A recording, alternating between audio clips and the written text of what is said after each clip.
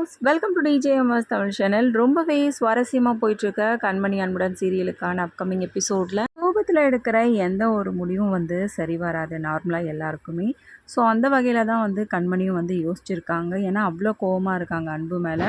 அவருடைய இந்த கோபமும் நியாயமான ஒரு விஷயமா இருந்தாலும் அன்போட சைடில் இருந்தும் சில விஷயங்களை அவங்க நினச்சி பார்த்துருக்கலாம்.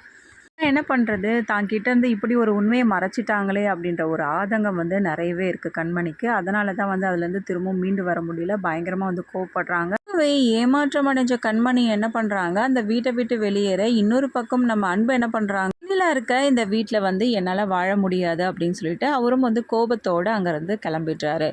கிளம்புனதுக்கு அப்புறமா கண்மணியை பார்த்து பேசி எப்படியாவது புரிய வச்சு நடந்தது எல்லாத்தையும் சொல்லி அதுக்கப்புறமா காம்ப்ரமைஸ் பண்ணணும் அப்படின்னு சொல்லிட்டு தான் கண்மணியை பார்க்க போகிறாரு.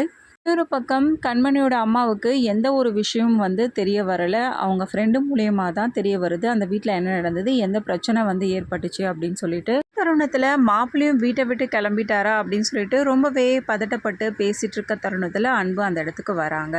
அன்புவை பார்த்ததும் வாங்க மாப்பிள்ளை அப்படின்னு சொல்லிட்டு அவங்களும் எப்போதும் போல் அன்புக்கிட்ட ரொம்பவே இதுவாக நடந்துட்டு அதுக்கப்புறம் உள்ளே கூப்பிடுறாங்க. அவருக்கு ஒரு குற்ற உணர்ச்சியாக இருக்கிற தருணத்தில் என்னை மன்னிச்சிடுங்க அப்படின்னு சொல்லிட்டு மன்னிப்பும் கேட்குறாங்க. என்ன மாப்பிள்ளை நீங்கள் போய் எங்ககிட்ட மன்னிப்பு கேட்டுட்ருக்கீங்க அப்படின்னு சொல்லிட்டு கேட்க, நடந்த விஷயங்களை பற்றி உங்களுக்கு ஒன்றும் தெரியாது இல்லாத எல்லாத்தையும் சிவகாமி சொல்லிட்டாங்க. எல்லா விஷயமும் எனக்கு தெரியும் அப்படின்ற மாதிரி தான் சொல்லிட்டு இருக்காங்க. இதனை அடுத்து என் பொண்ணு எல்லாம் நடந்ததுக்கு அப்புறமாவும் திடீர்னு வீட்டை விட்டு வந்தது என்னோட தப்பு தான்ப்பா, என்னை மன்னிச்சிருப்பா அப்படின்னு சொல்லிட்டு மன்னிப்பு கேட்க, இங்கேருந்து வந்த கண்மணி என்ன பண்ணுறாங்க கோபத்தோட, நீ எதுக்காகமா அவர்கிட்ட மன்னிப்புலாம் கேட்டுட்ருக்க, யாரும் இங்கே தப்பு பண்ணலை அப்படின்னு சொல்லிட்டு பயங்கர ஆத்திரத்தோடு என்ன பண்ணுறாங்க கத்த ஆரம்பிக்கிறாங்க அன்புவை பார்த்து. இப்போ என்ன பண்ணுறாங்க கண்மணியை பார்த்து, எனக்கு கொஞ்சம் சான்ஸ் கொடு கண்மணி, நான் அவங்ககிட்ட கொஞ்சம் பேசணும், பேசி உனக்கு எல்லாத்தையும் நான் புரிய வைக்கிறேன் அப்படின்னு சொல்லிட்டு கேட்குறாரு. கண்டிப்பாக இவ்வளோ கோபத்தில் இருக்கும்போது யாராலையும் காது கொடுத்து கூட கேட்க முடியாது. அந்த ஒரு மனநிலைமையில தான் கண்மணியும் இருக்காங்க.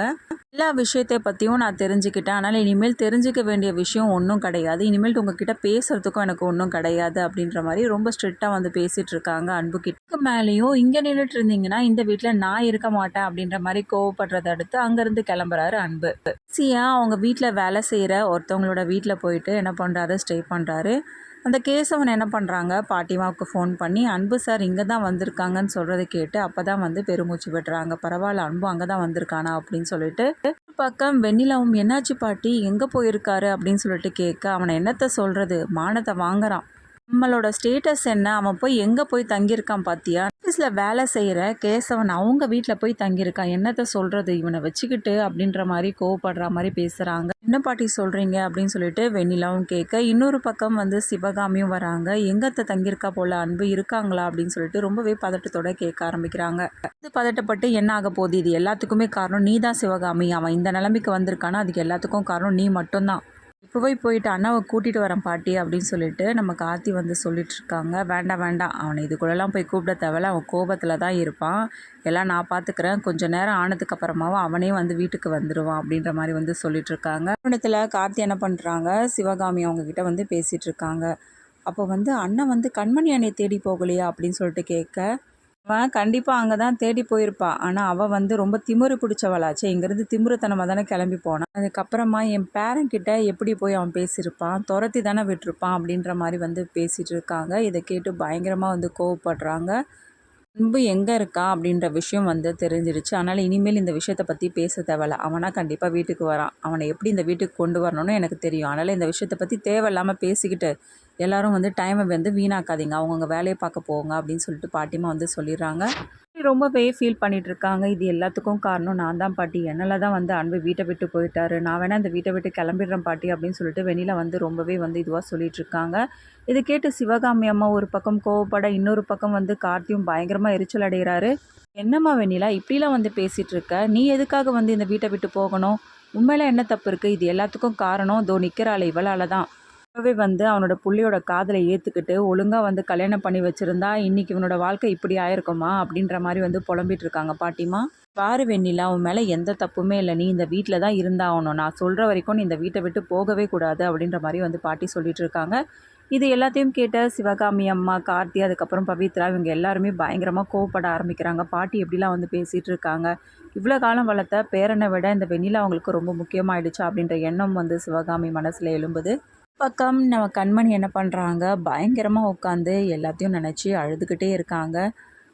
காலம் அந்த வீட்டில் எல்லா கஷ்டத்தையும் வந்து தாங்கிட்டு உங்களுக்காக மட்டும்தான் நான் அந்த வீட்டில் இருந்த அன்பு, என்னை ஏமாத்திட்டீங்களே அப்படின்ற மாதிரி எல்லாத்தையும் நினச்சி பயங்கரமாக அழுதுகிட்டே இருக்காங்க. அவங்களால தாங்கிக்கவே முடியல. அப்புறமா கண்மணியோட அம்மா மூலியமா நம்ம அன்பு வந்து வீட்டை விட்டு வந்துட்டாரு. அங்கே வெண்ணிலா இருக்கிற காரணத்துக்காக. யாருக்காக வீட்டை விட்டு வந்தாங்க? கண்மணிக்காக தான் வீட்டை விட்டு வந்துட்டாரு. கண்மணி மேலே கண்டிப்பாக வந்து உயிராக அன்பாக இருக்கார். கண்டிப்பாக கண்மணியை தான் காதலிக்கிறாங்க அப்படின்ற விஷயத்த வந்து நம்ம கண்மணி வந்து புரிஞ்சுக்கிறாங்களா? அன்பு வந்து ஏற்றுக்கிறாங்களா?